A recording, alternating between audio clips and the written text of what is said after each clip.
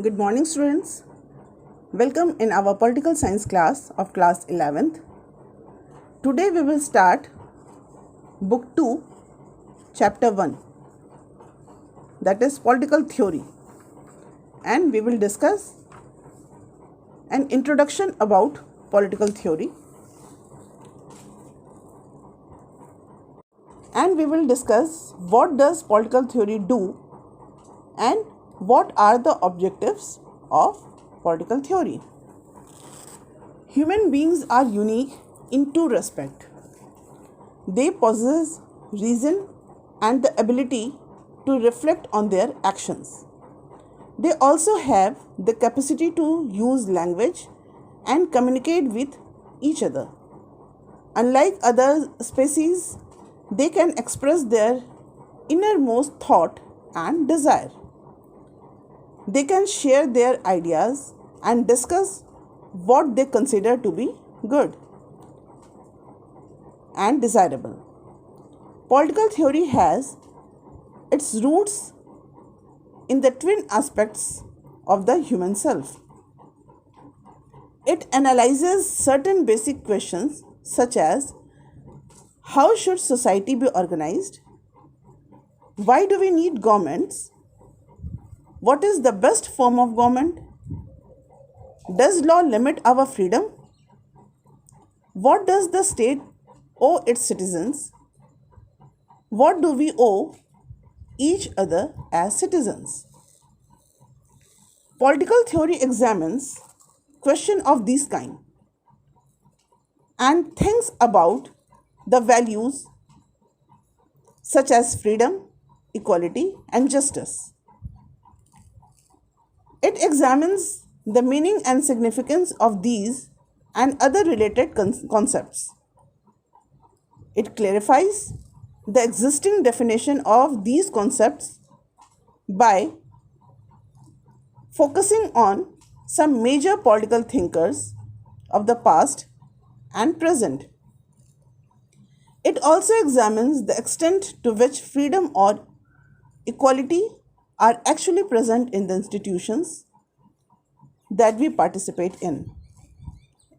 Everyday life such as schools, shops, buses, or trains.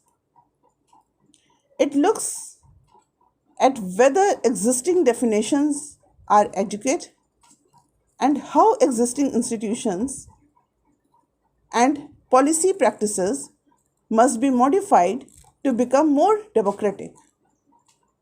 So, the objective of political theory is to train citizens to think rationally about political questions and assess the political events of our time.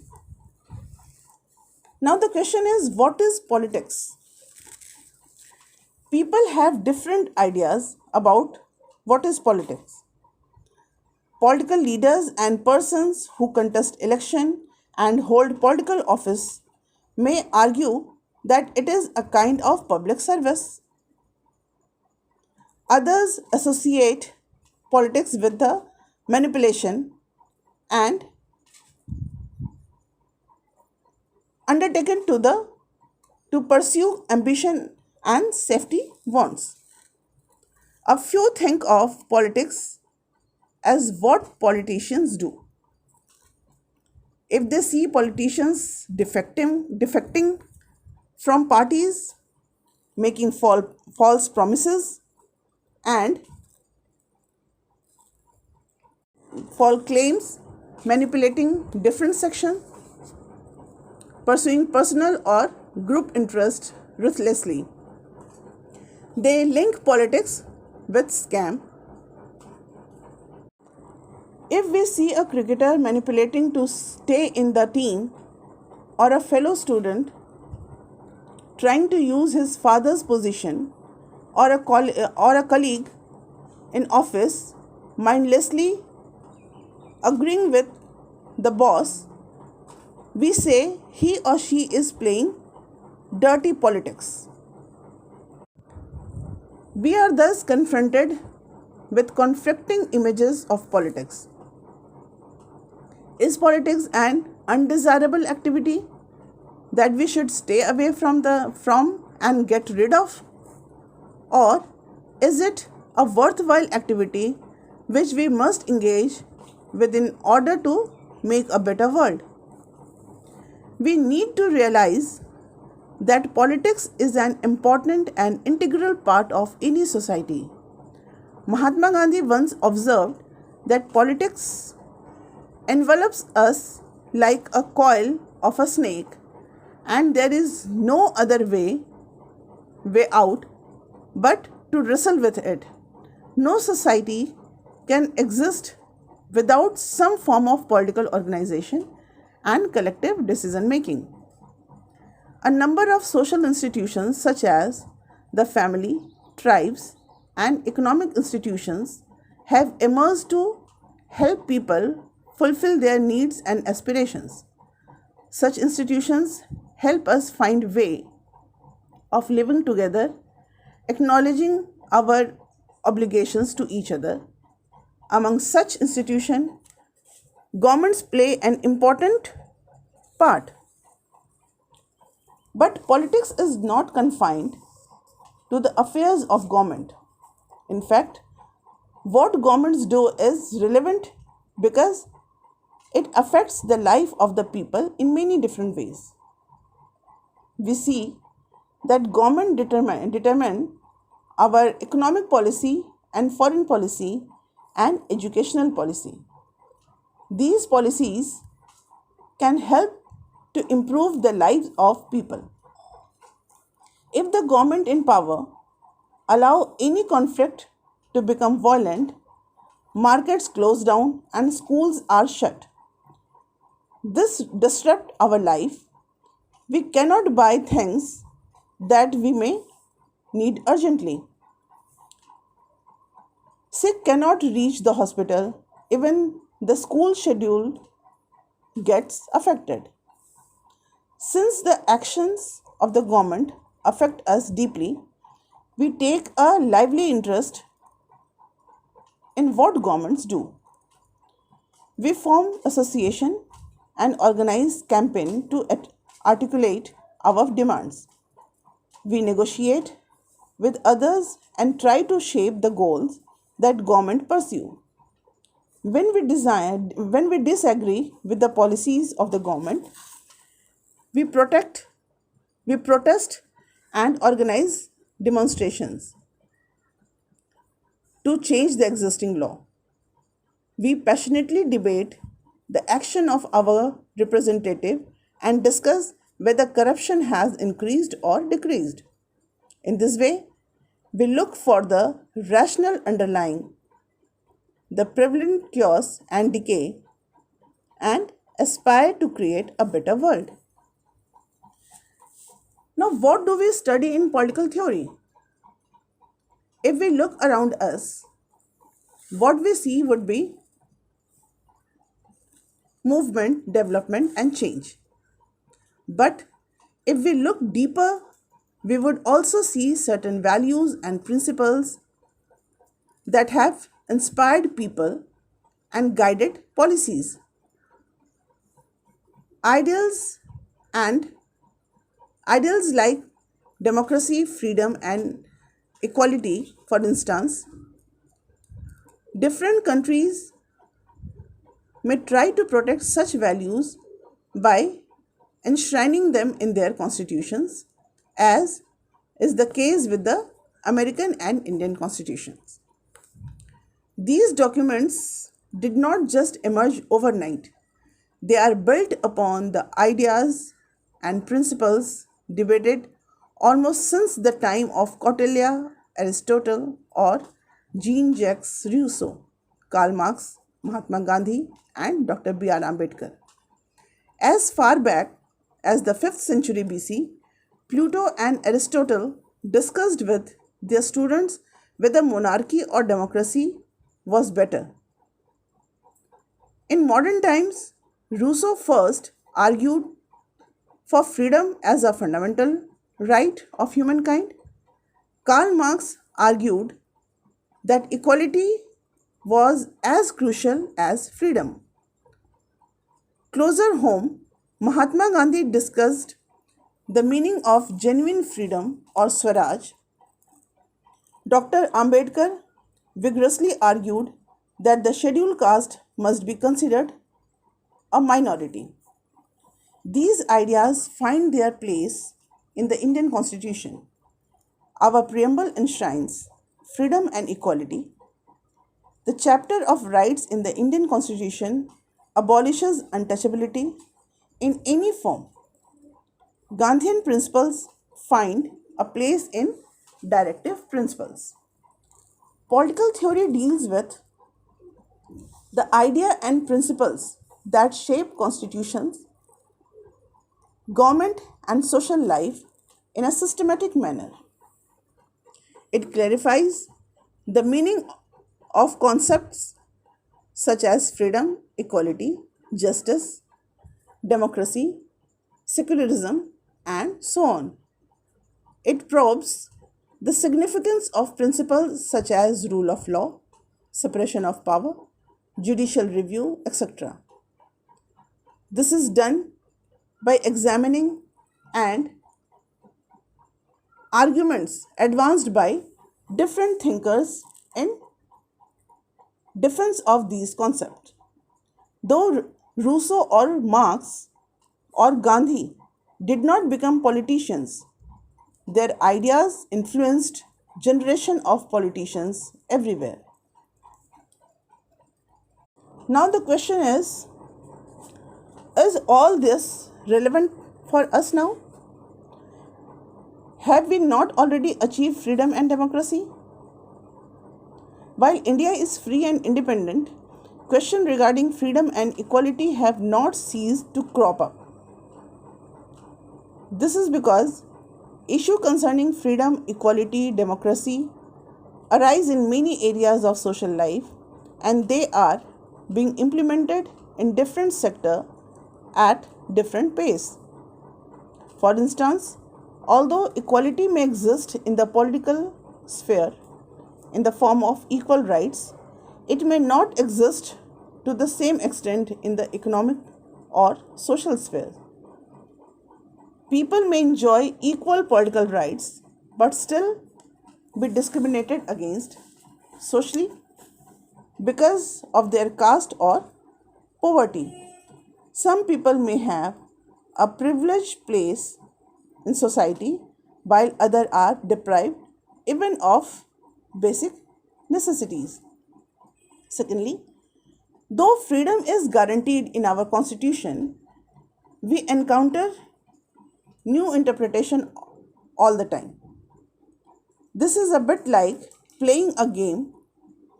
As we play chess or cricket, we learn how to interpret the rules. In the process, we discover new and broader meaning of the game itself. Similarly, the fundamental rights guaranteed by our constitution are continually being reinterpreted in response to new circumstances. For instance, the right to life has been interpreted by the courts to include the right to livelihood. Thirdly, as our world changes, we may discover new dimensions of freedom as well as new threats to freedom. For instance, global communication technology is making it easier for activists to network with one another across the world for protecting tribal culture or forest, but it also enables terrorists and criminals to network. As a result, questions are raised regarding how much freedom should be given to people. Should they be allowed to send unsociated emails to strangers? Can we advertise our products in chat rooms? Should government be allowed to read private emails to track down terrorists? How much regulation is justified and who should regulate government, or some private regulations. Political theory has a lot to teach us about possible answer to these questions and is therefore very relevant.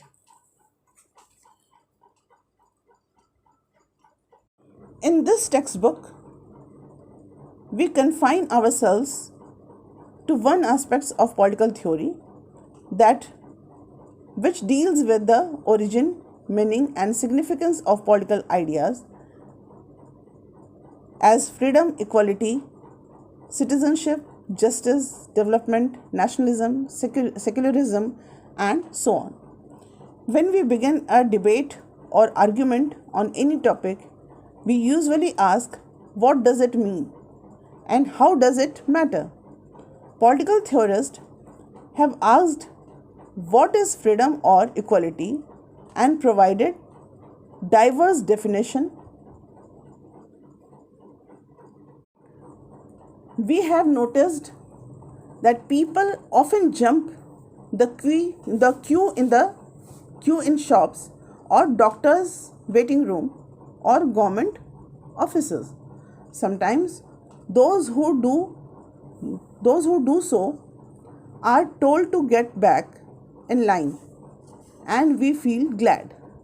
Sometimes they get ahead and we feel cheated. We resent this because we all want equal opportunity to get goods and services for which we are paying. So, when we reflect on our experience, we understand that equality means equal opportunity for all. At the same time, if there are separate countries, separate counters of the old and disabled, we understand that such special treatment may be justified. Consider the fact that there are many children who cannot go to school because they have to work to feed themselves. And most girl students in poor households are pulled out of school to care for their younger siblings while parents go to work. Even though the Indian Constitution guarantees the right to primary education for all, this right remains formal. Again, we may feel that the government should do more for such children and their parents so that they can enable to go to school. Thus, we may see that our idea of equality is quite complex. When we are in queue or playground, we want equal opportunity. If we suffer from some disability, we want social provision made. When we cannot even afford basic needs, equal opportunity is not enough. We must be enabled to go to school or get help through proactive measures such as fair distribution of resources. This required that some agencies be made responsible to ensure fairness. Political theorists clarify the meaning of the political concept by looking at how they are understood and used in ordinary language. They also debate and examine the diverse meaning and opinions in a systematic manner. When is equality of opportunity enough? When do people need special treatment? How far and how long should such special treatment be given? Should poor children be given midday meals to encourage them to stay in schools? These are some questions which they address. Now, the question is, why should we study political theory? Why it is relevant in our studies? We may have political ideas, but do we need to study political theory? Is it not more suited for politicians who practice politics? or for bureaucrats who make policies, or those who teach political theory, or for the lawyer and judges who interpret the constitution and laws, or for activists and journalists who expose exploitation and demand of new rights. What do we gain by knowledge, by knowing the meaning of freedom or equality? First of all, political theory is relevant for all the above target groups. As high school student, we may choose one of the above profession in the future, and so indirectly it is relevant for us even now.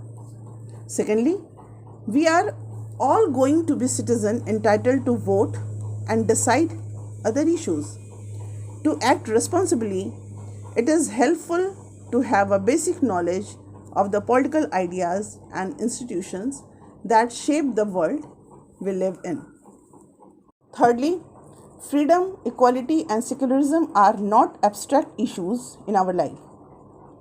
We daily encounter discrimination of various sorts in families, schools, college, shopping malls, and so on.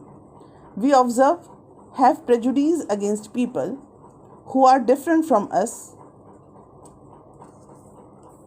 be they of a different caste or religion or gender or class.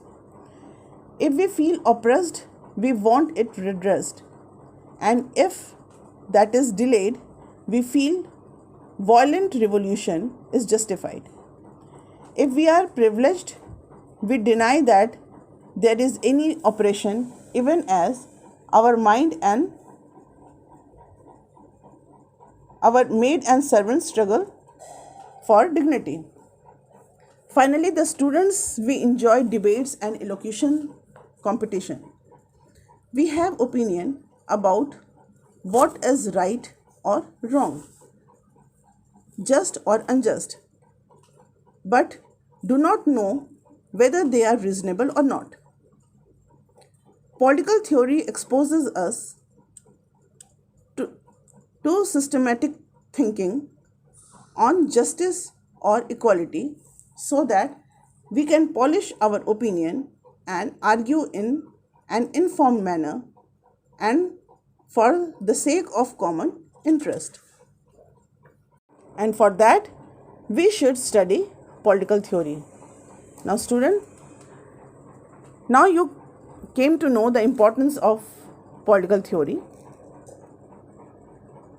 as a subject, and now you came to know the importance